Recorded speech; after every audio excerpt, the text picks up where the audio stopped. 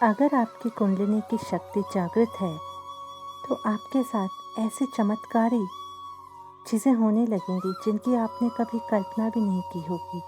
एक शक्तिशाली ऊर्जा आपके भीतर काम करने लगती है। आपका शरीर नए तरीके से काम करने लगता है। ज्योतिष में हम 8वें भाव से कुंडलिनी का जागरण किस प्रकार से होगा, किस साधना से होगा, ये जान सकते हैं। हेलो ब्यूटीफुल सोल्स, आपका स्वागत है हमारे चैनल स्पिरिचुअल स्प्रूस में। आज हम आपको लेके आए हैं कुकुचीना द्वारहाट, जो उत्तराखंड में है। यहाँ महाअवतार बाबा जी की गुफा है, जहाँ बाबा जी ने लाहिड़ी महाशय जी को क्रिया योग की दीक्षा दी थी। यहाँ तक पहुँचने की जानकारी हम आपको अपनी पिछली वीडियो में बता चुके हैं। वो वीडियो आपको आई बटन में मिल जाएगा। तो ब्यूटीफुल सोल्स, आज द्वारहाट में साधना करते हुए मुझे ऐसा लगा कि आप लोगों के लिए कुंडलिनी जागरण पर एक वीडियो बनाया जाए।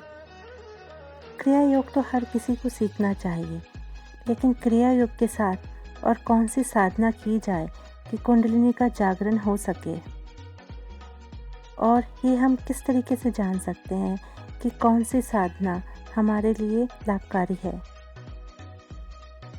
तो ब्यूटीफुल सोल्स, ज्योतिष एक अद्भुत विज्ञान है। इसके द्वारा हमें पुनर्जन्म से लेके मृत्यु के बाद तक की संपूर्ण बातें ज्ञात हो सकती हैं। ज्योतिष में 8वें भाव को बर्थ, रिबर्थ या आयु और मृत्यु का भाव कहा जाता है। इसे हम ट्रांसफॉर्मेशन का घर भी कहते हैं।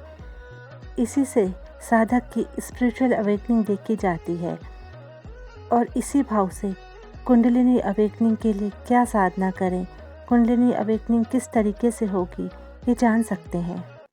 तो अब आप लोग अपना बर्थ चार्ट खोल लीजिए और 8वें भाव को देखिए। वहाँ कौन सा प्लैनेट है, कौन सा ग्रह वहाँ स्थित है। अगर 8वें भाव में शनि देव हैं तो शनि देव योगी प्लैनेट हैं।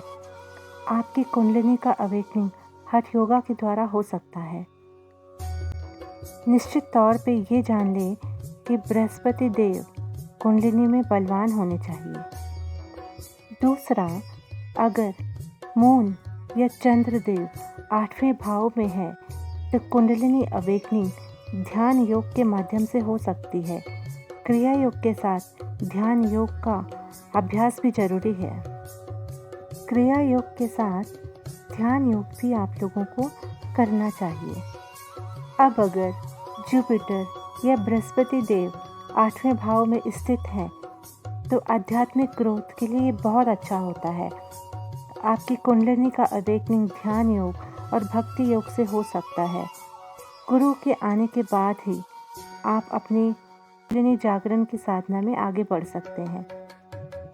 अगर सूर्य देव आपके 8वें भाव में स्थित हैं तो आपको अपने ईगो सेल्फ पे काम करना है। तो ईगो क्या है?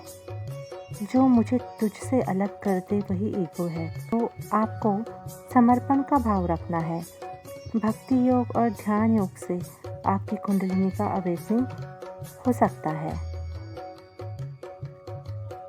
अब बात करते हैं शुक्रदेव की। शुक्रदेव अगर आपके 8वें भाव में स्थित हैं तो साधक की कुंडलिनी का जागरण तप योग से संभव है। तप आत्म संयम का नाम है। साधक की कुंडलिनी का जागरण अपनी सेक्सुअल एनर्जी के कंट्रोल से होती है। मंगल देव अगर 8वें भाव में आते हैं तो कुंडलिनी का जागरण क्रिया योग से संभव है। बुध अगर 8वें भाव में आते हैं तो मंत्र साधना और ज्ञान योग से कुंडलिनी का जागरण संभव है।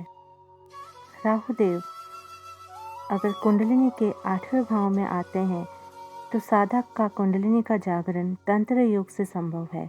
अब बात करते हैं केतु देव की। केतु देव जब साधक के 8वें भाव में आते हैं तो वे उसे डीप इंट्यूशन, साइकिक पावर्स देते हैं। इसलिए साधक का कुंडलिनी जागरण कुंडलिनी योग के द्वारा या डीप मेडिटेशन के द्वारा संभव है। तो ब्यूटीफुल सोल्स, जैसा कि मैंने आपको पहले बताया कि आपके बर्थ चार्ट में जुपिटर का पावरफुल होना स्पिरिचुअल अवेकनिंग के लिए बहुत ज़रूरी है। बिना कुंडलिनी अवेकनिंग के आपकी आध्यात्मिक ग्रोथ या आपकी स्पिरिचुअल अवेकनिंग अधूरी है। Thank you so much beautiful souls. अगर आपको ये वीडियो पसंद आया हो तो लाइक, शेयर, सब्सक्राइब ज़रूर कीजिए।